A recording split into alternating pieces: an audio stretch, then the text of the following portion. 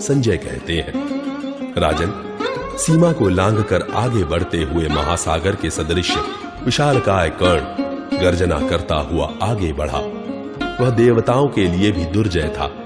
उसे आते देख तशार कुल नंदन पुरुष श्रेष्ठ भगवान श्री कृष्ण ने हंसकर अर्जुन से कहा, पार्थ, जिसके सारथी शल्य है और रथ में श्वेत घोड़े जुते हैं, वही यह कर्ण रथ सहित इधर आ रहा है। धनंजय, तुम्हें जिसके साथ युद्ध करना है वह कर्ण आ गया, अब स्थिर हो जाओ। पांडुनंदन, श्वेत घोड़ों से जुते हुए कर्ण के इस सजे सजाए रथ को, जिस पर वह स्वयं विराजमान है, देखो। इस पर भांति भांति की पताकाएं फहरा रही है तथा वह छोटी छोटी घंटियों वाली झालर से अलंकृत है। ये सफेद घोड़े आकाश में विमान के समान इस रथ को लेकर मानो उड़े जा रहे हैं। महामनस्वी कर्ण की इस ध्वजा को तो देखो, जिसमें हाथी के रस्से का चिन्ह बना हुआ है। वह ध्वज इंद्रधनुष के समान प्रकाशित होता हुआ आकाश में रेखा सा खींच रहा है। देखो, दुर्योधन का प्रिय चाहने वाला कर्ण इधर ही आ रहा है। वह जल की धारा गिराने वाले बादल के समान बाण धारा की वर्षा कर रहा है। ये मद्र देश के स्वामी राजा शल्य रथ के अग्रभाग में बैठकर अमित बलशाली इस राधा पुत्र कर्ण के घोड़ों को काबू में रख रहे हैं। पांडुनंदन, सुनो, दुंदुभी का गंभीर घोष और भयंकर शंख ध्वनि हो रही है। चारों ओर नाना प्रकार के सिंहनाद भी होने लगे हैं। इन्हें सुनो। अमित तेजस्वी कर्ण अपने धनुष को बड़े वेग से हिला रहा है। उसकी टंकार ध्वनि बड़ी भारी आवाज को भी दबाकर सुनाई पड़ रही है। सुनो, जैसे महान वन में मृग कुपित हुए सिंह को देखकर भागने लगते हैं, उसी प्रकार ये पांचाल महारथी अपने सैन्य दल के साथ कर्ण को देखकर भागे जा रहे हैं। कुंती नंदन, तुम्हें पूर्ण प्रयत्न करके सूत पुत्र कर्ण का वध करना चाहिए। दूसरा कोई मनुष्य कर्ण के बाणों को नहीं सह सकता है। देवता, असुर, गंधर्व तथा चराचर प्राणियों सहित तीनों लोकों को तुम रणभूमि में जीत सकते हो, यह मुझे अच्छी तरह मालूम है। जिनकी मूर्ति बड़ी ही उग्र और भयंकर है, जो महात्मा है, जिनके 3 नेत्र और मस्तक पर जटाजूट है, उन सर्वसमर्थ ईश्वर भगवान शंकर को दूसरे लोग देख भी नहीं सकते। फिर उनके साथ युद्ध करने की तो बात ही क्या है। परंतु तुमने संपूर्ण जीवों का कल्याण करने वाले उन्हीं स्थाणु स्वरूप महादेव साक्षात भगवान शिव की युद्ध के द्वारा आराधना की है। अन्य देवताओं ने भी तुम्हें वरदान दिए हैं। इसलिए महाबाहु पार्थ, तुम उन देवाधिदेव त्रिशूलधारी भगवान शंकर की कृपा से कर्ण को उसी प्रकार मार डालो जैसे वृत्र विनाशक इंद्र ने नमुची का वध किया था। कुंती नंदन, तुम्हारा सदा ही कल्याण हो। तुम युद्ध में विजय प्राप्त करो। अर्जुन ने कहा, मधुसूदन श्री कृष्ण, मेरी विजय अवश्य होगी, इसमें संशय नहीं है, क्योंकि संपूर्ण जगत के गुरु आप मुझ पर प्रसन्न हैं। महारथी ऋषिकेश, आप मेरे रथ और घोड़ों को आगे बढ़ाइए। अब अर्जुन सम्रांगण में कर्ण का वध किए बिना पीछे नहीं लौटेगा। गोविंद, आज आप मेरे बाणों से भरकर टुकड़े टुकड़े हुए कर्ण को देखिए, अथवा मुझे ही कर्ण के बाणों से मरा हुआ देखिएगा। आज तीनों लोकों को मोह में डालने वाला यह घोर युद्ध उपस्थित है। जब तक पृथ्वी कायम रहेगी, तब तक संसार के लोग इस युद्ध की चर्चा करेंगे। अनायास ही महान कर्म करने वाले भगवान श्री कृष्ण से ऐसा कहते हुए कुंती कुमार अर्जुन उस समय रथ के द्वारा शीघ्रता पूर्वक कर्ण के सामने गए, मानो किसी हाथी का सामना करने के लिए प्रतिद्वंद्वी हाथी जा रहा हो। उस समय तेजस्वी पार्थ ने शत्रुदमन श्री कृष्ण से पुनः इस प्रकार कहा, ऋषिकेश, मेरे घोड़ों को हाँकिए, यह समय बीता जा रहा है। महामना पांडु कुमार अर्जुन के ऐसा कहने पर भगवान श्री कृष्ण ने विजय सूचक आशीर्वाद के द्वारा उनका आदर करके उस समय मन के समान वेगशाली घोड़ों को तीव्र वेग से आगे बढ़ाया। पांडुपुत्र अर्जुन का वह मनोजव रथ एक ही क्षण में कर्ण के रथ के सामने जाकर खड़ा हो गया। संजय कहते हैं, महाराज, जब कर्ण ने वृषसेन को मारा गया देखा, तब वह शोक और अमर्ष के वशीभूत हो अपने दोनों नेत्रों से पुत्र शोक जनित आंसू बहाने लगा। फिर तेजस्वी कर्ण क्रोध से लाल आंखें करके अपने शत्रु धनंजय को युद्ध के लिए ललकारता हुआ रथ के द्वारा उनके सामने आया। व्याघ्र चर्म से आच्छादित और सूर्य के समान तेजस्वी वे दोनों रथ जब एकत्र हुए तब लोगों ने वहां उन्हें इस प्रकार देखा मानो दो सूर्य उदित हुए हो। दोनों के घोड़े सफेद रंग के थे। दोनों ही दिव्य पुरुष और शत्रुओं का मर्दन करने में समर्थ थे। वे दोनों महामनस्वी वीर आकाश में चंद्रमा और सूर्य के समान रणभूमि में शोभा पा रहे थे। मान्यवर, तीनों लोकों पर विजय पाने के लिए प्रयत्नशील हुए इंद्र और बलि के समान उन दोनों वीरों को आमने सामने देखकर समस्त सेनाओं को बड़ा विस्मय हुआ। रथ, धनुष की प्रत्यंचा और हथेली के शब्द, बाणों की सनसनाहट तथा सिंहनाद के साथ एक दूसरे के सम्मुख दौड़ते हुए उन दोनों रथों को देखकर एवं उनकी परस्पर सटी हुई ध्वजाओं का अवलोकन करके वहां आए हुए राजाओं को बड़ा विस्मय हुआ। कर्ण की ध्वजा में हाथी के सांकल का चिन्ह था और किरीटधारी अर्जुन की ध्वजा पर मूर्तिमान वानर बैठा था। भरतनंदन, उन दोनों रथों को एक दूसरे से सटा देख सब राजा सिंहनाद करने और प्रचुर साधुवाद देने लगे। उन दोनों का द्वैरथ युद्ध प्रस्तुत देख वहां खड़े हुए सहस्त्रों योद्धा अपनी भुजाओं पर ताल ठोकने और कपड़े हिलाने लगे। तदनंतर कर्ण का हर्ष बढ़ाने के लिए कौरव सैनिक वहां सब ओर बाजे बजाने और शंख ध्वनि करने लगे। इसी प्रकार समस्त पांडव भी अर्जुन का हर्ष बढ़ाते हुए वाद्यों और शंखों की ध्वनि से संपूर्ण दिशाओं को प्रतिध्वनित करने लगे। कर्ण और अर्जुन के उस संघर्ष में शूरवीरों के सिंहनाद करने, ताली बजाने, गरजने और भुजाओं पर ताल ठोकने से सब ओर भयानक आवाज गूंज उठी। वे दोनों पुरुष सिंह रथ पर विराजमान और रथियों में श्रेष्ठ थे। दोनों ने विशाल धनुष धारण किए थे। दोनों ही बाण, शक्ति और ध्वज से संपन्न थे। दोनों कवचधारी थे और कमर में तलवार बांधे हुए थे। उन दोनों के घोड़े श्वेत रंग के थे। वे दोनों ही शंख से सुशोभित, उत्तम तर्कस से संपन्न और देखने में सुंदर थे। दोनों के ही अंगों में लाल चंदन का अनुलेप लगा हुआ था। दोनों ही सांडों के समान मदमत्त थे। दोनों के धनुष और ध्वज विद्युत के समान कांतिमान थे। दोनों ही शस्त्र समूहों द्वारा युद्ध करने में कुशल थे। दोनों ही चंवर और व्यंजनों से युक्त तथा श्वेत छत्र से सुशोभित थे। एक के सारथी श्री कृष्ण थे तो दूसरे के शल्य। उन दोनों महारथियों के रूप एक से ही थे। उनके कंधे सिंह के समान, भुजाएं बड़ी बड़ी और आंखें लाल थी। दोनों ने सुवर्ण की मालाएं पहन रखी थी। दोनों सिंह के समान उन्नत कंधों से प्रकाशित होते थे। दोनों की छाती चौड़ी थी और दोनों ही महान बलशाली थे।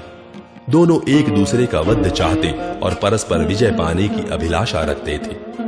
गौशाला में लड़ने वाले दो सांडों के समान वे दोनों एक दूसरे पर धावा करते थे। मद बहाने वाले मदोन्मत हाथियों के समान दोनों ही रोषावेश में भरे हुए थे। पर्वत के समान अविचल थे। विषधर सर्पों के शिशुओं जैसे जान पड़ते थे। यम, काल और अंतक के समान भयंकर प्रतीत होते थे। इंद्र और वृत्रासुर के समान वे एक दूसरे पर कुपित थे। सूर्य और चंद्रमा के समान अपनी प्रभा बिखेर रहे थे। क्रोध में भरे हुए दो महान ग्रहों के समान प्रलय मचाने के लिए उठ खड़े हुए थे। दोनों ही देवताओं के बालक, देवताओं के समान बलि और देवतुल्य रूपवान थे। दैवेच्छा से भूतल पर उतरे हुए सूर्य और चंद्रमा के समान शोभा पाते थे। दोनों ही सम्रांगण में बलवान और अभिमानी थे। युद्ध के लिए नाना प्रकार की अस्त्र शस्त्र धारण किए हुए थे। प्रजानाथ, आमने सामने खड़े हुए दो सिंहों के समान उन दोनों नरव्याघ्र वीरों को देखकर आपके सैनिकों को महान हर्ष हुआ। पुरुष सिंह कर्ण और धनंजय को एकत्र हुआ देखकर समस्त प्राणियों को किसी एक की विजय में संदेह होने लगा। दोनों ने श्रेष्ठ आयुध धारण कर रखे थे। दोनों ने ही युद्ध की कला सीखने में परिश्रम किया था और दोनों अपनी भुजाओं के शब्द से आकाश को प्रतिध्वनित कर रहे थे। दोनों के कर्म विख्यात थे। युद्ध में पुरुषार्थ और बल की दृष्टि से दोनों ही शंबरासुर और देवराज इंद्र के समान थे। दोनों ही युद्ध में कार्तवीर्य अर्जुन, दशरथ नंदन श्री राम, भगवान विष्णु और भगवान शंकर के समान पराक्रमी थे। राजन, दोनों के घोड़े सफेद रंग के थे दोनों ही श्रेष्ठ रथ पर सवार थे और उस महासमर में दोनों के सारथी श्रेष्ठ पुरुष थे। महाराज, वहां सुशोभित होने वाले दोनों महारथियों को देखकर सिद्धों और चारणों के समुदायों को बड़ा आश्चर्य हुआ। भरत श्रेष्ठ तदनंतर सेना सहित आपके पुत्र युद्ध में शोभा पाने वाले महामनस्वी कर्ण को शीघ्र ही सब ओर से घेर कर खड़े हो गए।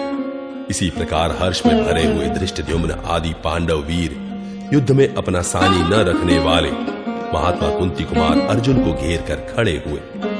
नकुल, सहदेव, चेकितान, हर्ष में भरे हुए प्रभद्रक गण, नाना देशों के निवासी और युद्ध का अभिनंदन करने वाले अवशिष्ट शूरवीर, ये सब के सब हर्ष में भरकर एक साथ अर्जुन को चारों ओर से घेर कर खड़े हो गए। वे पैदल, घुड़सवार, रथों और हाथियों द्वारा शत्रुसूदन अर्जुन की रक्षा करना चाहते थे। उन्होंने अर्जुन की विजय और कर्ण के वध के लिए दृढ़ निश्चय कर लिया था। राजन, इसी प्रकार दुर्योधन आदि आपके सभी पुत्र सावधान एवं शत्रु सेनाओं पर प्रहार करने के लिए उद्यत हो युद्ध स्थल में कर्ण की रक्षा करने लगे। प्रजानाथ, आपकी ओर से युद्ध रूपी जुए में कर्ण को दांव पर लगा दिया गया था। इसी प्रकार पांडव पक्ष की ओर से कुंती कुमार अर्जुन दांव पर चढ़ गए थे। जो पहले के जुए में दर्शक थे, वे ही यहाँ भी सभासद बने हुए थे।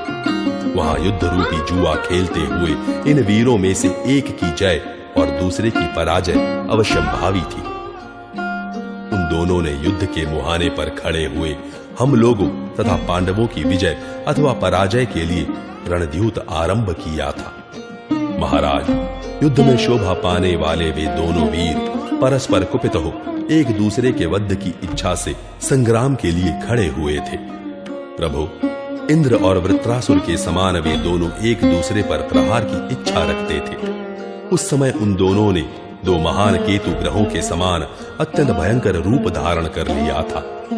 भरत श्रेष्ठ तदनंतर अंतरिक्ष में स्थित हुए समस्त भूतों में कर्ण और अर्जुन की जय पराजय को लेकर परस्पर आक्षेप युक्त विवाद और मतभेद पैदा हो गया। मान्यवर, सब लोग परस्पर भिन्न विचार व्यक्त करते सुनाई देते थे। देवता, दानव, गंधर्व, पिशाच, नाग और राक्षस, इन सब ने कर्ण और अर्जुन के युद्ध के विषय में पक्ष और विपक्ष ग्रहण कर लिया। देव माता के समान सूत पुत्र कर्ण के पक्ष में खड़ी थी, परंतु भूदेवी माता की भांति धनंजय की विजय चाहती थी। पर्वत, समुद्र, सजल नदियां, वृक्ष तथा औषधियां, इन सब ने अर्जुन के पक्ष का आश्रय ले रखा था। शत्रुओं को तपाने वाले वीर, असुर, यातुधान और गुह्यक ये सब ओर से प्रसन्न चित्त हो कर्ण के ही पक्ष में आ गए थे। महाराज, मुनि, चारण, सिद्ध, गरुड़, पक्षी, रत्न, निधियां, उपवेद, उपनिषद, रहस्य, संग्रह और इतिहास, पुराण सहित संपूर्ण वेद, वासुकी, चित्रसेन, तक्षक, मणिक, संपूर्ण सर्पगण, अपने वंशजों सहित कद्रु की संतानें, विशैले नाग, ऐरावत, सौरभेय और वैशालेय सर्प, ये सब अर्जुन के पक्ष में हो गए। छोटे छोटे सर्प कर्ण का साथ देने लगे। राजन, ईहा मृग, व्याल मृग, मंगल सूचक मृग, पशु और पक्षी, सिंह तथा व्याघ्र, ये सब के सब अर्जुन की ही विजय का आग्रह रखने लगे। वसु, मरुदगण, साध्य, रुद्र, विश्वदेव, अश्विनी कुमार, अग्नि, इंद्र, सोम, पवन और दसों दिशाएं अर्जुन के पक्ष में हो गए एवं आदित्यगण कर्ण के पक्ष में हो गए। महाराज, वैश्य, शूद्र, सूत तथा संकर जाति के लोग सब प्रकार से उस समय राधा पुत्र कर्ण को ही अपनाने लगे। अपने गणों और सेवकों सहित देवता, पितर, यम, कुबेर और वरुण अर्जुन के पक्ष में थे। ब्राह्मण, क्षत्रिय, यज्ञ और दक्षिणा आदि ने भी अर्जुन का ही साथ दिया। प्रेत, पिशाच, मांस भोजी पशु पक्षी, राक्षस, जल जंतु, कुत्ते और सियार ये कर्ण के पक्ष में हो गए। राजन, देवर्षि, ब्रह्मर्षि तथा राजर्षियों के समुदाय पांडुपुत्र अर्जुन के पक्ष में थे। तुम्बुरु आदि गंधर्व, प्राधा और मुनि से उत्पन्न हुए गंधर्व एवं अप्सराओं के समुदाय भी अर्जुन की ही ओर थे। शुद्ध अप्सराओं सहित देवदूत, गुह्यक और मनोरम पवित्र सुगंध, ये सब किरीटधारी अर्जुन के पक्ष में आ गए तथा मन को प्रिय न लगने वाले जो दुर्गंध युक्त पदार्थ थे, उन सब ने कर्ण का आश्रय लिया था। विनाशोन्मुख प्राणियों के समक्ष जो विपरीत अनिष्ट प्रकट होते हैं, अंतकाल में विपरीत भाव का आश्रय लेने वाले पुरुष में उसकी मृत्यु की घड़ी आने पर जो भाव प्रवेश करते हैं, वे सभी भाव और अरिष्ट एक साथ सूतपुत्र कर्ण के भीतर प्रविष्ट हुए। नरव्याघ्र नृपश्रेष्ठ, ओज, तेज, सिद्धि, हर्ष, सत्य, पराक्रम, मानसिक संतोष, विजय तथा आनंद, ऐसे ही भाव और शुभ निमित्त उस युद्ध सागर में विजयशील अर्जुन के भीतर प्रविष्ट हुए थे। ब्राह्मणों सहित ऋषियों ने किरीटधारी अर्जुन का साथ दिया। महाराज, देव समुदायों और चारणों के साथ सिद्धगण दो दलों में विभक्त होकर उन दोनों नरश्रेष्ठ अर्जुन और कर्ण का पक्ष लेने लगे। वे सब लोग विचित्र एवं गुणवान विमानों पर बैठकर कर्ण और अर्जुन का द्वैरथ युद्ध देखने के लिए आए थे। क्रीड़ा मृग, पक्षी समुदाय तथा हाथी, घोड़े, रथ और पैदलों सहित दिव्य मनीषी पुरुष वायु तथा बादलों को वाहन बनाकर कर्ण और अर्जुन का युद्ध देखने के लिए वहां पधारे थे। महाराज, देवता, दानव, गंधर्व, नाग, यक्ष, पक्षी, वेदज्ञ महर्षि, स्वधा भोजी पितर, तप, विद्या तथा नाना प्रकार के रूप और बल से संपन्न औषधियां, ये सब के सब कोलाहल मचाते हुए अंतरिक्ष में खड़े हुए थे। ब्रह्म ऋषियों तथा प्रजापतियों के साथ ब्रह्मा और महादेव जी भी दिव्य विमान पर स्थित हो उस प्रदेश में आए। उन दोनों महामनस्वी वीर कर्ण और अर्जुन को एकत्र हुआ देख उस समय इंद्र बोल उठे, अर्जुन कर्ण पर विजय प्राप्त करे। यह सुनकर सूर्यदेव कहने लगे, नहीं, कर्ण ही अर्जुन को जीत ले। मेरा पुत्र कर्ण युद्ध स्थल में अर्जुन को मारकर विजय प्राप्त करे। इंद्र बोले, नहीं, मेरा पुत्र अर्जुन ही आज कर्ण का वध करके विजय श्री का वर्ण करे। इस प्रकार सूर्य और इंद्र में विवाद होने लगा। वे दोनों देवश्रेष्ठ वहां एक एक पक्ष में खड़े थे। भारत, देवताओं और असुरों में भी वहां दो पक्ष हो गए थे।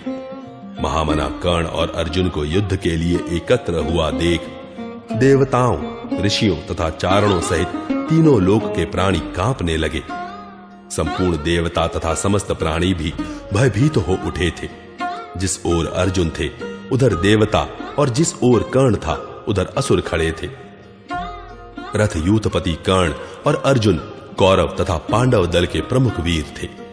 उनके विषय में दो पक्ष देखकर देवताओं ने प्रजापति स्वयंभू ब्रह्मा जी से पूछा, देव, इन कौरव पांडव योद्धाओं में कौन विजयी होगा? भगवान, हम चाहते हैं कि इन दोनों पुरुष सिंहों की एक सी ही विजय हो।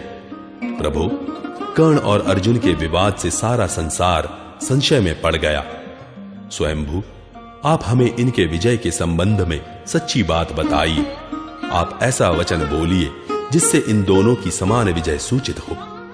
देवताओं की वह बात सुनकर बुद्धिमानों में श्रेष्ठ इंद्र ने देवेश्वर भगवान ब्रह्मा को प्रणाम करके यह निवेदन किया, भगवान, आपने पहले कहा था कि इन दोनों कृष्णों की विजय अटल है। आपका वह कथन सत्य हो। आपको नमस्कार है। आप मुझ पर प्रसन्न होइए। तब ब्रह्मा और महादेव जी ने देवेश्वर इंद्र से कहा, महात्मा अर्जुन की विजय तो निश्चित ही है। इंद्र, इन्हीं सव्यसाची अर्जुन ने खांडव वन में अग्निदेव को संतुष्ट किया और स्वर्ग लोक में जाकर तुम्हारी भी सहायता की। कर्ण दानव पक्ष का पुरुष है, अतः उसकी पराजय करनी चाहिए। ऐसा करने पर निश्चित रूप से देवताओं का ही कार्य सिद्ध होगा। देवेश्वर, अपना कार्य सभी के लिए गुरुतर होता है। महात्मा अर्जुन सदा सत्य और धर्म में तत्पर रहने वाले हैं, अतः उनकी विजय अवश्य होगी, इसमें संशय नहीं है।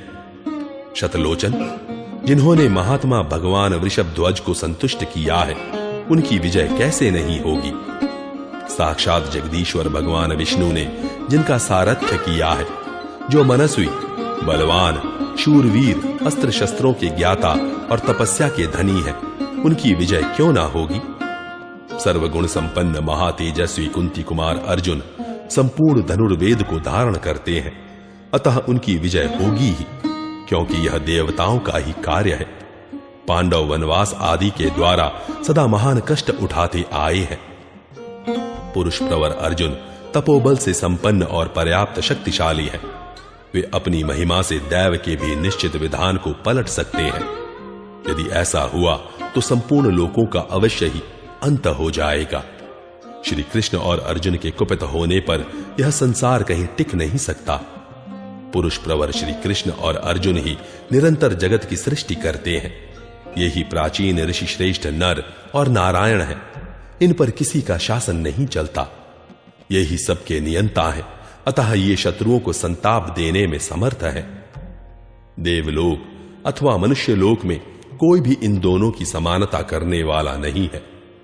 देवता, ऋषि और चारणों के साथ तीनों लोक, समस्त देवगण और संपूर्ण भूत इनके ही नियंत्रण में रहने वाले हैं। इन्हीं के प्रभाव से संपूर्ण जगत अपने अपने कर्मों में प्रवृत्त होता है। शूरवीर पुरुष प्रवर वैकर्तन कर्ण श्रेष्ठ लोक प्राप्त करे, परंतु विजय तो श्री कृष्ण और अर्जुन की ही हो। कर्ण द्रोणाचार्य और भीष्म जी के साथ वसुओं अथवा मरुदगणों के लोक में जाए अथवा स्वर्ग लोक ही प्राप्त करे। देवाधिदेव ब्रह्मा और महादेव जी के ऐसा कहने पर इंद्र ने संपूर्ण प्राणियों को बुलाकर उन दोनों की आज्ञा सुनाई। वे बोले, हमारे पूज्य प्रभुओं ने संसार के हित के लिए जो कुछ कहा है वह सब तुम लोगों ने सुन ही लिया होगा। वह वैसे ही होगा, उसके विपरीत होना असंभव है। अतः अब निश्चिंत हो जाओ। माननीय नरेश, इंद्र का यह वचन सुनकर समस्त प्राणी विस्मित हो गए और हर्ष में भरकर श्री कृष्ण और अर्जुन की प्रशंसा करने लगे। साथ ही उन दोनों के ऊपर उन्होंने दिव्य सुगंधित फूलों की वर्षा की। देवताओं ने नाना प्रकार के दिव्य बाजे बजाने आरंभ कर दिए। पुरुष सिंह कर्ण और अर्जुन का अनुपम द्वैरथ युद्ध देखने की इच्छा से देवता, दानव और गंधर्व सभी वहां खड़े हो गए। राजन, कर्ण और अर्जुन हर्ष में भरकर जिन रथों पर बैठे हुए थे, उन महामनस्वी वीरों के वे दोनों रथ श्वेत घोड़ों से युक्त दिव्य और आवश्यक सामग्रियों से संपन्न थे। भरत नंदन, वहां एकत्र हुए संपूर्ण जगत के वीर पृथक पृथक शंख ध्वनि करने लगे। वीर श्री कृष्ण और अर्जुन ने तथा शल्य और कर्ण ने भी अपना अपना शंख बजाया। इंद्र और शंबरासुर के समान एक दूसरे से दाह रखने वाले उन दोनों वीरों में उस समय घोर युद्ध आरंभ हुआ, जो कायरों के हृदय में भय उत्पन्न करने वाला था। उन दोनों के रथों पर निर्मल ध्वजाएं शोभा पा रही थी, मानो संसार के प्रलय काल में आकाश में राहु और केतु दोनों ग्रह उदित हुए हो। कर्ण के ध्वज की पताका में हाथी की सांकल का चिन्ह था। वह सांकल रत्न सारमयी, सुदृढ़ और विषधर सर्प के समान आकार वाली थी। वह आकाश में इंद्रधनुष के समान शोभा पाती थी। कुंती कुमार अर्जुन के रथ पर मुंह बाए हुए यमराज के समान एक श्रेष्ठ वानर बैठा हुआ था, जो अपनी दाढ़ों से सबको डराया करता था। वह अपनी प्रभा से सूर्य के समान जान पड़ता था। उसकी ओर देखना कठिन था। गांडीवधारी अर्जुन का ध्वज मानो युद्ध का इच्छुक होकर कर्ण के ध्वज पर आक्रमण करने लगा। अर्जुन की ध्वजा का महान वेगशाली वानर उस समय अपने स्थान से उछला और कर्ण की ध्वजा की सांकल पर चोट करने लगा, जैसे गरुड़ अपने पंजों और चोट से सर्प पर प्रहार कर रहे हो। कर्ण के ध्वज पर जो हाथी की सांकल थी, वह कालपाश के समान जान पड़ती थी। वह लोह निर्मित हाथी की सांकल छोटी छोटी घंटियों से विभूषित थी। उसने अत्यंत कुपित होकर उस वानर पर धावा किया। उन दोनों में घोरतर द्वैरथ युद्ध रूपी जुए का अवसर उपस्थित था। इसीलिए उन दोनों की ध्वजाओं ने पहले स्वयं ही युद्ध आरंभ कर दिया। एक के घोड़े दूसरे के घोड़ों को देखकर परस्पर लाग डांट रखते हुए हिनहिनाने लगे। इसी समय कमल नयन भगवान श्री कृष्ण ने शल्य की ओर त्योरी चढ़ाकर देखा, मानो वे उसे नेत्र रूपी बाणों से बींध रहे हो। इसी प्रकार शल्य ने भी कमल नयन श्री कृष्ण की ओर दृष्टिपात किया, परंतु वहां विजय श्री कृष्ण की ही हुई। उन्होंने अपने नेत्र रूपी बाणों से शल्य को पराजित कर दिया। इसी तरह कुंती नंदन धनंजय ने भी अपनी दृष्टि द्वारा कर्ण को परास्त कर दिया। तदनंतर कर्ण ने शल्य से मुस्कुराते हुए कहा, शल्य, सच बताओ, यदि कदाचित आज रणभूमि में कुंती पुत्र अर्जुन मुझे यहां मार डाले तो तुम इस संग्राम में क्या करोगे? शल्य ने कहा, कर्ण, यदि श्वेत वाहन अर्जुन आज युद्ध में तुझे मार डाले तो मैं एकमात्र रथ के द्वारा श्री कृष्ण और अर्जुन दोनों का वध कर डालूंगा।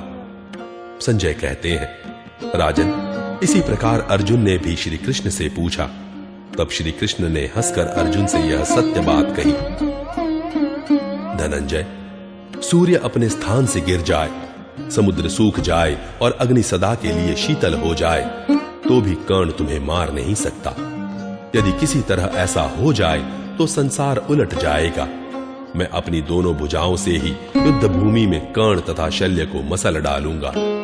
भगवान श्री कृष्ण का यह वचन सुनकर कपिध्वज अर्जुन हंस पड़े और अनायास ही महान कर्म करने वाले भगवान श्री कृष्ण से इस प्रकार बोले, जनार्दन, ये कर्ण और शल्य तो मेरे ही लिए पर्याप्त नहीं है। श्री कृष्ण, आज रणभूमि में आप देखिएगा, मैं कवच, छत्र, शक्ति, धनुष, बाण, ध्वजा, पताका, रथ, घोड़े तथा राजा शल्य के सहित कर्ण को अपने बाणों से टुकड़े टुकड़े कर डालूंगा। जैसे जंगल में दंतार हाथी किसी पेड़ को टूक टूक कर देता है, उसी प्रकार आज ही मैं रथ, घोड़े, शक्ति, कवच तथा अस्त्र शस्त्रों सहित कर्ण को चूर चूर कर डालूंगा। माधव, आज राधा पुत्र कर्ण की स्त्रियों के विधवा होने का अवसर उपस्थित है। निश्चय ही उन्होंने स्वप्न में अनिष्ट वस्तुओं के दर्शन किए हैं। आप निश्चय ही आज कर्ण की स्त्रियों को विधवा हुई देखेंगे। इस अदूरदर्शी मूर्ख ने सभा में द्रौपदी को आई देख बारंबार उसकी तथा हम लोगों की हंसी उड़ाई और हम सब लोगों पर आक्षेप किया। ऐसा करते हुए इस कर्ण ने पहले जो कुकृत्य किया है, उसे याद करके मेरा क्रोध शांत नहीं होता है। गोविंद, जैसे मतवाला हाथी फले फूले वृक्ष को तोड़ डालता है, उसी प्रकार आज मैं इस कर्ण को मथ डालूंगा। आप यह सब कुछ अपनी आंखों देखेंगे। मधुसूदन, आज कर्ण के मारे जाने पर आपको मधुर बातें सुनने को मिलेंगी। हम लोग कहेंगे, वृषणी नंदन, बड़े सौभाग्य की बात है कि आज आपकी विजय हुई। जनार्दन, आज आप अत्यंत प्रसन्न होकर अभिमन्यु की माता सुभद्रा को और अपनी बुआ कुंती देवी को सांत्वना देंगे। माधव, आज आप मुख पर आंसुओं की धारा बहाने वाली द्रुपद कुमारी कृष्णा तथा पांडु नंदन युधिष्ठिर को अमृत के समान मधुर वचनों द्वारा सांत्वना प्रदान करेंगे। संजय कहते हैं, महाराज, उस समय आकाश में देवता, नाग, असुर, सिद्ध, यक्ष, गंधर्व, राक्षस, अप्सराओं के समुदाय, ब्रह्म ऋषि, राजऋषि और गरुड़, ये सब जुटे हुए थे। इनके कारण आकाश का स्वरूप अत्यंत आश्चर्यमय प्रतीत होता था। नाना प्रकार के मनोरम शब्दों, वाद्यों, गीतों, स्तोत्रों, नृत्यों और हास्य आदि से आकाश मुखरित हो उठा। उस समय भूतल के मनुष्य और आकाशचारी प्राणी सभी उस आश्चर्यमय अंतरिक्ष की ओर देख रहे थे।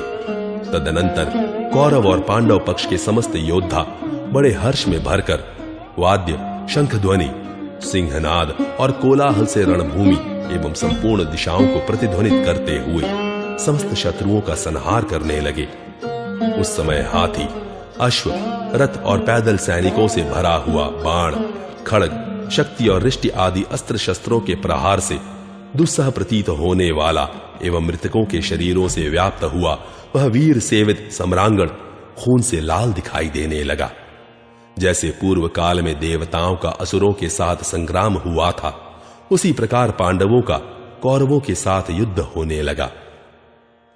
अर्जुन और कर्ण के बाणों से वह अत्यंत दारुण तुमुल युद्ध आरंभ होने पर वे दोनों कवचधारी वीर अपने पैने बाणों से परस्पर संपूर्ण दिशाओं तथा सेनाओं को आच्छादित करने लगे।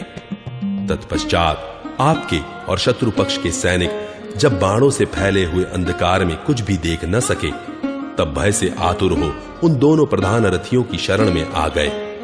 फिर तो चारों ओर अद्भुत युद्ध होने लगा।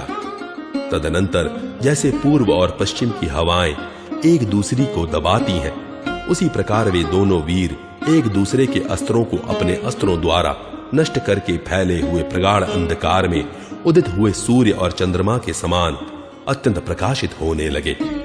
किसी को युद्ध से मुंह मोड़कर भागना नहीं चाहिए। इस नियम से प्रेरित होकर आपके और शत्रु पक्ष के सैनिक उन दोनों महारथियों को चारों ओर से घेर कर उसी प्रकार युद्ध में डटे रहे, जैसे पूर्व काल में देवता और असुर इंद्र और शंबरासुर को घेर कर खड़े हुए थे। दोनों दलों में होती हुई मृदंग, भेरी, पणव और आनक आदि वाद्यों की ध्वनि के साथ वे दोनों नरश्रेष्ठ जोर जोर से सिंहनाद कर रहे थे। उस समय वे दोनों पुरुष रत्न मेघों की गंभीर गर्जना के साथ उदित हुए चंद्रमा और सूर्य के समान प्रकाशित हो रहे थे। रणभूमि में वे दोनों वीर चराचर जगत को दग्ध करने की इच्छा से प्रकट हुए प्रलय काल के दो सूर्यों के समान शत्रुओं के लिए दुस्सह हो रहे थे। कर्ण और अर्जुन रूप वे दोनों सूर्य अपने विशाल धनुष रूपी मंडल के मध्य में प्रकाशित होते थे। सहस्त्रों बाण ही उनकी किरण थे और वे दोनों ही महान तेज से संपन्न दिखाई देते थे। दोनों ही अजेय और शत्रुओं का विनाश करने वाले थे। दोनों ही अस्त्र शस्त्रों के विद्वान और एक दूसरे के वध की इच्छा रखने वाले थे। कर्ण और अर्जुन दोनों वीर इंद्र और जंभासुर के समान उस महासमर में निर्भय विचरते थे। नरेश्वर, वे महाधनुर्धर और महारथी वीर महान अस्त्रों का प्रयोग करते हुए अपने भयानक बाणों द्वारा असंख्य मनुष्यों, घोड़ों और हाथियों का संहार करते और आपस में भी एक दूसरे को चोट पहुंचाते थे। जैसे सिंह के द्वारा घायल किए हुए जंगली पशु सब ओर भागने लगते हैं, उसी प्रकार उन नरश्रेष्ठ वीरों के द्वारा बाणों से पीड़ित किए हुए कौरव तथा पांडव सैनिक हाथी, घोड़े, रथ और पैदलों सहित 10 दिशाओं में भाग खड़े हुए।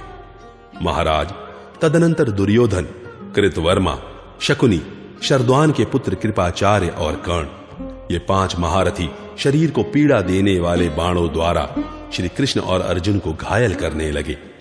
यह देख अर्जुन ने उनके धनुष, तरकस, ध्वज, घोड़े, रथ और सारथी इन सबको अपने बाणों द्वारा एक साथ ही प्रमथित करके चारों ओर खड़े हुए शत्रुओं को शीघ्र ही बींध डाला और सूत पुत्र कर्ण पर भी 12 बाणों का प्रहार किया। तदनंतर वहां सैकड़ों रथी और सैकड़ों हाथी सवार आतताई बनकर अर्जुन को मार डालने की इच्छा से दौड़े आए। उनके साथ शक, तुषार, यवन तथा काम्बोज देशों के अच्छे घुड़सवार भी थे। परंतु अर्जुन ने अपने हाथ के बाणों और क्षुरों द्वारा उन सब के उत्तम उत्तम अस्त्रों को काट डाला। शत्रुओं के मस्तक कट कट कर गिरने लगे। अर्जुन ने विपक्षियों के घोड़ों, हाथियों और रथों को तथा युद्ध में तत्पर हुए उन शत्रुओं को भी पृथ्वी पर काट गिराया। तत्पश्चात आकाश में हर्ष से उल्लासित हुए दर्शकों द्वारा साधुवाद देने के साथ साथ दिव्य बाजे भी बजाए जाने लगे। वायु की प्रेरणा से वहां सुंदर सुगंधित और उत्तम फूलों की वर्षा होने लगी। देवताओं और मनुष्यों के साक्षित्व में होने वाले उस अद्भुत युद्ध को देखकर समस्त प्राणी उस समय आश्चर्य से चकित हो उठे। परंतु आपका पुत्र दुर्योधन और सूत पुत्र कर्ण, ये दोनों एक निश्चय पर पहुंच चुके थे। अतः इनके मन में न तो व्यथा हुई और न ये विस्मय को ही प्राप्त हुए। तदनंतर द्रोण कुमार अश्वत्थामा ने दुर्योधन का हाथ अपने हाथ से दबाकर उसे सांत्वना देते हुए कहा, दुर्योधन, अब प्रसन्न हो जाओ, पांडवों से संधि कर लो। विरोध से कोई लाभ नहीं है।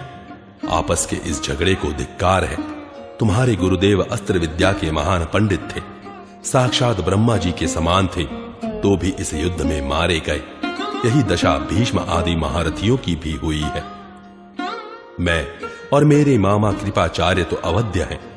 अतः अब तुम पांडवों के साथ मिलकर चिरकाल तक राज्य शासन करो। अर्जुन, मेरे मना करने पर शांत हो जाएंगे। श्री कृष्ण भी तुम लोगों में विरोध नहीं चाहते हैं। युधिष्ठिर तो सभी प्राणियों के हित में ही लगे रहते हैं, अतः वे भी मेरी बात मान लेंगे। बाकी रहे भीमसेन और नकुल सहदेव, सो ये भी धर्मराज के अधीन है। इस प्रकार पांडवों के साथ तुम्हारी संधि हो जाने पर सारी प्रजा का कल्याण होगा।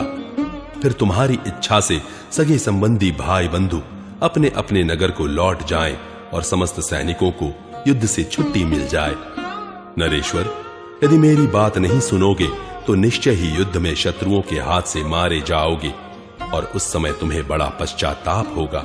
बूढ़े पिता धृतराष्ट्र और यशस्विनी माता गांधारी की ओर देखकर दयालु धर्मराज युधिष्ठिर मेरे अनुरोध करने पर भी संधि कर लेंगे। वे सामर्थ्यशाली, विद्वान, उत्तम बुद्धि से युक्त, धैर्यवान तथा संपूर्ण शास्त्रों के तत्व को जानने वाले हैं। अतः तुम्हारे लिए राज्य का जितना भाग उचित है उस पर शासन करने के लिए वे तुम्हें स्वयं ही आज्ञा दे देंगे। धर्मात्मा युधिष्ठिर वैर दूर कर देंगे, क्योंकि आत्मीय जन से कोई भूल हो जाए तो उसे अक्षमय अपराध नहीं माना जाता। श्री कृष्ण भी यह नहीं चाहते कि आपस में कलह हो। वे स्वजनों पर सदा संतुष्ट रहते हैं। भीमसेन, अर्जुन और दोनों भाई माद्री कुमार, पांडुपुत्र नकुल सहदेव, ये सब लोग भगवान श्री कृष्ण तथा बुद्धिमान युधिष्ठिर की राय से चलते हैं। अतः ये पुरुष सिंह वीर उन दोनों के आदेश का गौरव रखते हुए युद्ध से निवृत्त हो जाएंगे। दुर्योधन, तुम स्वयं ही अपनी रक्षा करो। आत्मा ही सब सुखों का भाजन है। तुम जीवन रक्षा के लिए प्रयत्न करो। जीवित रहने वाला पुरुष ही कल्याण का दर्शन करता है। तुम्हारा कल्याण हो, तुम जीवित रहोगे, तभी तुम्हें राज्य और लक्ष्मी की प्राप्ति हो सकती है। कुरुनंदन, मरे हुए को राज्य नहीं मिलता, फिर सुख कैसे प्राप्त हो सकता है? भारत, लोक में घटित होने वाले इस प्रचलित व्यवहार की ओर दृष्टिपात करो। पांडवों के साथ संधि कर लो और कौरव कुल को शेष रहने दो। कुरुनंदन, ऐसा समय कभी न आए जबकि मैं इच्छानुसार तुमसे कोई अहितकर बात कहूं। अतः महाबाहो, तुम मेरी बात का अनादर न करो। मेरा यह कथन धर्म के अनुकूल तथा राजा और राजकुल के अत्यंत हितकर है। यह कौरव वंश की वृद्धि के लिए परम कल्याणकारी है। गांधारी नंदन, मेरा यह वचन प्रजाजनों के लिए हितकर, इस कुल के लिए सुखदायक, लाभकारी तथा भविष्य में भी मंगलकारक है।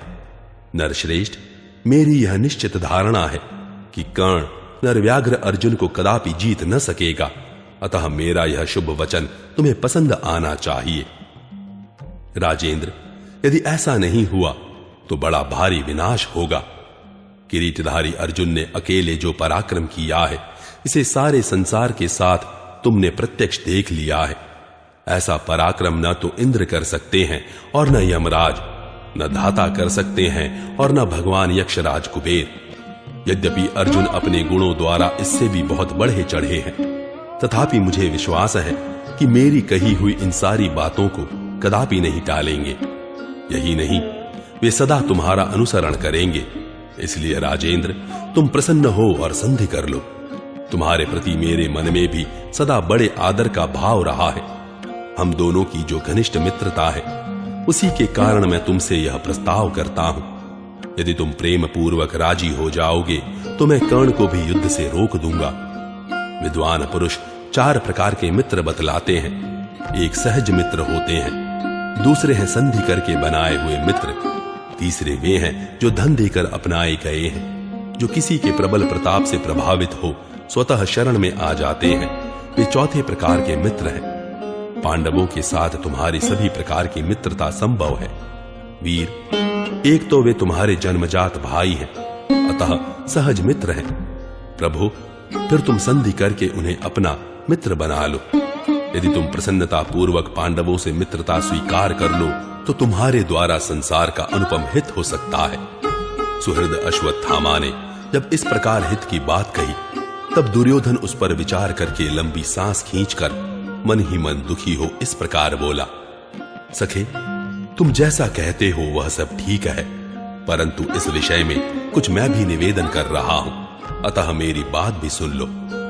इस दुर्बुद्धि भीमसेन ने सिंह के समान हठपूर्वक दुशासन का वध करके जो बात कही थी वह तुमसे छिपी नहीं है। वह इस समय भी मेरे हृदय में स्थित होकर पीड़ा दे रही है। ऐसी दशा में कैसे संधि हो सकती है? इसके सिवा भयंकर वायु जैसे महापर्वत मेरु का सामना नहीं कर सकती, उसी प्रकार अर्जुन इस रणभूमि में कर्ण का वेग नहीं सह सकते। हमने हठपूर्वक बारंबार जो वैर किया है, उसे सोचकर कुंती के पुत्र मुझ पर विश्वास नहीं करेंगे। अपनी मर्यादा न छोड़ने वाले गुरुपुत्र, तुम्हें कर्ण से युद्ध बंद करने के लिए नहीं कहना चाहिए, क्योंकि इस समय अर्जुन महान परिश्रम से थक गए हैं। अतः अब कर्ण उन्हें बलपूर्वक मार डालेंगे। अश्वत्थामा से ऐसा कहकर बारंबार अनुनय विनय के द्वारा उसे प्रसन्न करके आपके पुत्र ने अपने सैनिकों को आदेश देते हुए कहा, अरे तुम लोग हाथों में बाण लिए चुपचाप बैठे क्यों हो? मेरे शत्रुओं पर टूट पड़ो और उन्हें मार डालो। संजय कहते हैं, राजन, तदनंतर आपकी कुमंत्रणा के फलस्वरूप जब वहां शंख और भेरियों की गंभीर ध्वनि होने लगी, उस समय वहां श्वेत घोड़ों वाले दोनों नरश्रेष्ठ वैकर्तन कर्ण और अर्जुन युद्ध के लिए एक दूसरे की ओर बढ़े। वे दोनों यशस्वी वीर उस समय दो विषधर सर्पों के समान लंबी सांस खींचकर मानो अपने मुखों से धूम रहित अग्नि के सदृश वैर भाव प्रकट कर रहे थे। वे घी की आहुति से प्रज्वलित हुई दो अग्नियों की भांति युद्ध भूमि में देदीप्यमान होने लगे। जैसे मद की धारा बहाने वाले हिमाचल प्रदेश के बड़े बड़े दांतों वाले दो हाथी किसी हथिनी के लिए लड़ रहे हों, उसी प्रकार भयंकर पराक्रमी वीर अर्जुन और कर्ण युद्ध के लिए एक दूसरे के सामने आए। जैसे महान मेघ किसी दूसरे मेघ के साथ अथवा दैवेच्छा से एक पर्वत दूसरे पर्वत के साथ टक्कर लेने के लिए उद्यत हो, उसी प्रकार धनुष की प्रत्यंचा, हथेली तथा रथ के पहियों की गंभीर ध्वनि के साथ बाणों की वर्षा करते हुए वे दोनों वीर एक दूसरे के सामने आए, जिनके शिखर, वृक्ष, लता गुल्म और औषधि सभी विशाल एवं बढ़े हुए हों तथा जो नाना प्रकार के बड़े बड़े झरनों के उद्गम स्थान हो, ऐसे दो पर्वत के समान वे महाबली कर्ण और अर्जुन आगे बढ़कर अपने महान अस्त्रों द्वारा एक दूसरे पर आघात करने लगे। उन दोनों का वह संग्राम वैसा ही महान था जैसा कि पूर्व काल में इंद्र और बलि का युद्ध हुआ था। बाणों के आघात से उन दोनों के शरीर, सारथी और घोड़े क्षत विक्षत हो गए थे और वहां कटु रक्त रूपी जल का प्रवाह बह रहा था। वह युद्ध दूसरों के लिए अत्यंत दुस्सह था। जैसे प्रचुर पद्म, उत्पल, मत्स्य और कच्छपों से युक्त तथा पक्षी समूहों से आवृत्त दो अत्यंत निकटवर्ती विशाल सरोवर वायु से संचालित हो परस्पर मिल जाएं, उसी प्रकार ध्वजों से सुशोभित उनके वे दोनों रथ एक दूसरे से भिड़ गए थे। वे दोनों वीर इंद्र के समान पराक्रमी और उन्हीं के सदृश महारथी थे।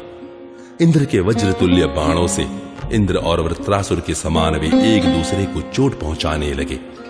विचित्र कवच, आभूषण, वस्त्र और आयुध धारण करने वाली हाथी, घोड़े, रथ और पैदलों सहित उभय पक्ष की चतुरंगिणी सेनाएं अर्जुन और कर्ण के उस युद्ध में भय के कारण आश्चर्यजनक रूप से कांपने लगी तथा आकाशवर्ती प्राणी भी भय से थर्रा उठे। जैसे मतवाला हाथी किसी हाथी पर आक्रमण करता है, उसी प्रकार अर्जुन जब कर्ण के वध की इच्छा से उस पर धावा करने लगे, उस समय दर्शकों ने आनंदित हो सिंहनाद करते हुए अपने हाथ ऊपर उठा दिए और उंगलियों में वस्त्र लेकर उन्हें हिलाना आरंभ किया। जब महासमर में अपराह्न के समय पर्वत पर जाने वाले मेघ के समान सूतपुत्र कर्ण ने अर्जुन पर आक्रमण किया, उस समय कौरवों और सोमकों का महान कोलाहल सब ओर प्रकट होने लगा। उसी समय उन दोनों रथों का संघर्ष आरंभ हुआ। उस महायुद्ध में रक्त और मांस की कीच जम गई थी। उस समय सोमकों ने आगे बढ़कर वहां कुंती कुमार से पुकार पुकार कर कहा, अर्जुन, तुम कर्ण को मार डालो, अब देर करने की आवश्यकता नहीं है। कर्ण के मस्तक और दुर्योधन की राज्य प्राप्ति की आशा दोनों को एक साथ ही काट डालो। इसी प्रकार हमारे पक्ष के बहुत से योद्धा कर्ण को प्रेरित करते हुए बोले, कर्ण, आगे बढ़ो, आगे बढ़ो, अपने पैने बाणों से अर्जुन को मार डालो, जिससे कुंती के सभी पुत्र पुनः दीर्घ काल के लिए वन में चले जाएं। तदनंतर वहां कर्ण ने पहले 10 विशाल बाणों द्वारा अर्जुन को बींध डाला। तब अर्जुन ने भी हंसकर तीखी धार वाले 10 बाणों से कर्ण की कांख में प्रहार किया। सूतपुत्र कर्ण और अर्जुन दोनों इस युद्ध में अत्यंत हर्ष में भरकर सुंदर पंख वाले बाणों द्वारा एक दूसरे को क्षत विक्षत करने लगे। वे परस्पर क्षति पहुंचाते और भयानक आक्रमण करते थे।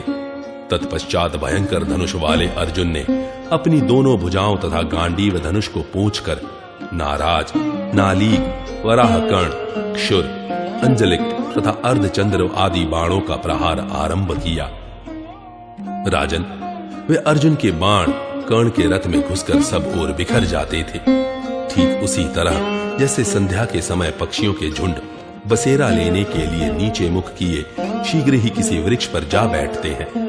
नरेश्वर, युद्ध विजयी अर्जुन भौहें टेढ़ी करके कटाक्ष पूर्वक देखते हुए कर्ण पर जिन जिन बाणों का प्रहार करते थे, पांडुपुत्र अर्जुन के चलाए हुए उन सभी बाण समूहों को सूतपुत्र कर्ण शीघ्र ही नष्ट कर देता था। तब इंद्र कुमार अर्जुन ने कर्ण पर शत्रुनाशक आग्नेयास्त्र का प्रयोग किया। उस आग्नेयास्त्र का स्वरूप पृथ्वी, आकाश, दिशा तथा सूर्य के मार्ग को व्याप्त करके वहां प्रज्वलित हो उठा। इससे वहां समस्त योद्धाओं के वस्त्र जलने लगे। कपड़े जल जाने से वे सब के सब वहां से भाग चले। जैसे जंगल के बीच बांस के वन में आग लगने पर जोर जोर से चटकने की आवाज होती है, उसी प्रकार आग की लपट में झुलसते हुए सैनिकों का अत्यंत भयंकर आर्तनाद होने लगा। प्रतापी सूतपुत्र कर्ण ने उस आग्नेयास्त्र को उद्दीप्त हुआ देखकर रणक्षेत्र में उसकी शांति के लिए वारुणास्त्र का प्रयोग किया और उसके द्वारा उस आग को बुझा दिया। फिर तो बड़े वेग से मेघों की घटा घिर आई और उसने संपूर्ण दिशाओं को अंधकार से आच्छादित कर दिया। दिशाओं का अंतिम भाग काले पर्वत के समान दिखाई देने लगा। मेघों की घटाओं ने वहां का सारा प्रदेश जल से आप्लावित कर दिया था। उन मेघों ने वहां उस रूप से बढ़ी हुई अति प्रचंड आग को बड़े वेग से बुझा दिया।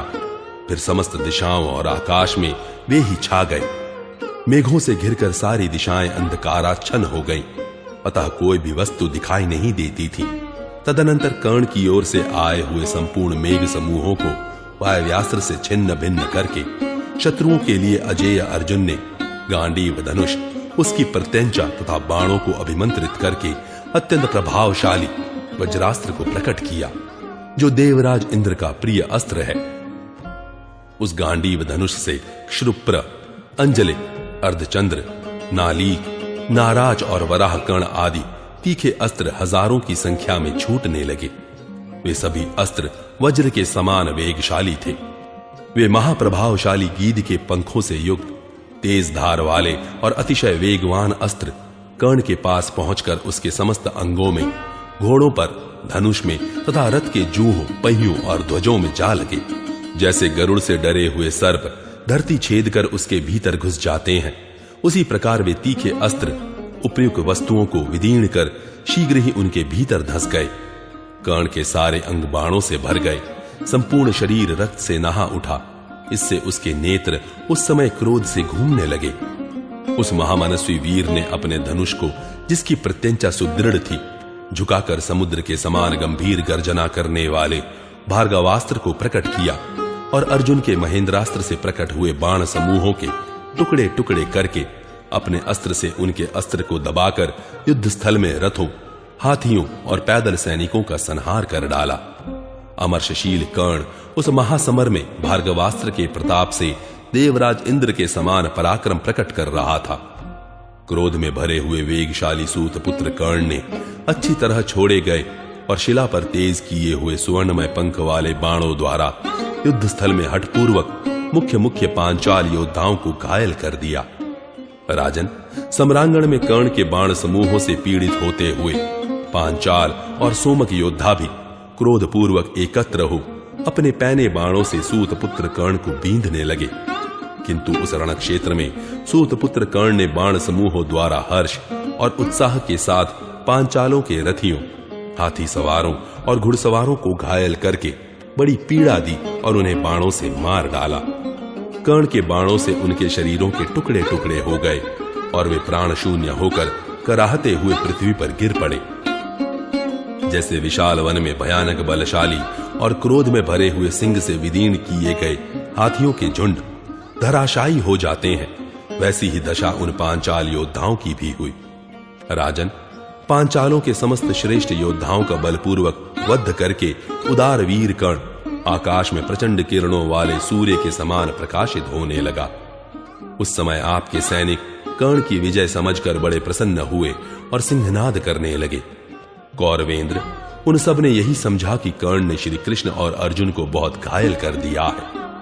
महारथी कर्ण का वह शत्रुओं के लिए असह्य वैसा पराक्रम दृष्टिपथ में लाकर तथा रणभूमि में कर्ण द्वारा अर्जुन के उस अस्त्र को नष्ट हुआ देखकर अमर्षशील वायुपुत्र भीमसेन हाथ से हाथ मलने लगे।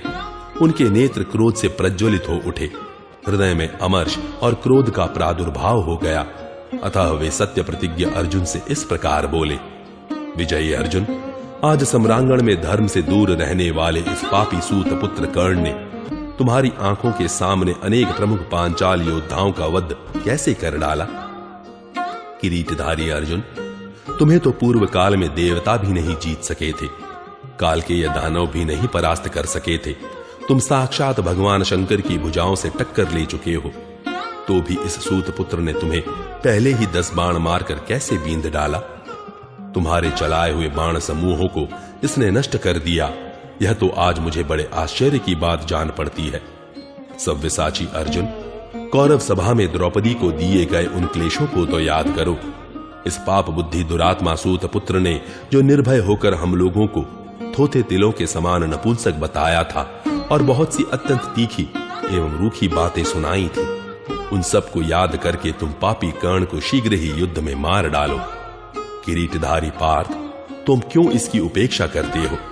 आज यहां यह उपेक्षा करने का समय नहीं है। तुमने जिस धैर्य से खांडव वन में अग्निदेव को ग्रास समर्पित करते हुए समस्त प्राणियों पर विजय पाई थी, उसी धैर्य के द्वारा सूत पुत्र को मार डालो, फिर मैं भी इसे अपनी गदा से कुचल डालूंगा। तदनंतर वसुदेव नंदन भगवान श्री कृष्ण ने भी अर्जुन के रथ संबंधी बाणों को कर्ण के द्वारा नष्ट होते देख उनसे इस प्रकार कहा, किरीटधारी अर्जुन, यह क्या बात है? तुमने अब तक जितने बार प्रहार किए हैं, उन सब में कर्ण ने तुम्हारे अस्त्र को अपने अस्त्रों द्वारा नष्ट कर दिया है। वीर, आज तुम पर कैसा मोह छा रहा है? तुम सावधान क्यों नहीं होते? देखो, ये तुम्हारे शत्रु कौरव अत्यंत हर्ष में भरकर सिंहनाद कर रहे हैं। कर्ण को आगे करके सब लोग यही समझ रहे हैं कि तुम्हारा अस्त्र उसके अस्त्रों द्वारा नष्ट होता जा रहा है। तुमने जिस धैर्य से प्रत्येक युग में घोर राक्षसों का, उनके मायामय तामस अस्त्र का तथा दंभोदव नाम वाले असुरों का युद्ध स्थलों में विनाश किया है, उसी धैर्य से आज तुम कर्ण को भी मार डालो। तुम मेरे दिए हुए इस सुदर्शन चक्र के द्वारा, जिसके नेमी भाग में क्षुर लगे हुए हैं, आज बलपूर्वक शत्रु का मस्तक काट डालो। जैसे इंद्र ने वज्र के द्वारा अपने शत्रु नमुची का सिर काट दिया था। वीर, तुमने अपने जिस उत्तम धैर्य के द्वारा किरात रूपधारी महात्मा भगवान शंकर को संतुष्ट किया था, उसी धैर्य को पुनः अपनाकर सगे संबंधियों सहित सूत पुत्र का वध कर डालो। पार्थ, तत्पश्चात समुद्र से घिरी हुई नगरों और गांवों से युक्त तथा शत्रु समुदाय से शून्य यह समृद्धिशालिनी पृथ्वी राजा युधिष्ठिर को दे दो और अनुपम यश प्राप्त करो।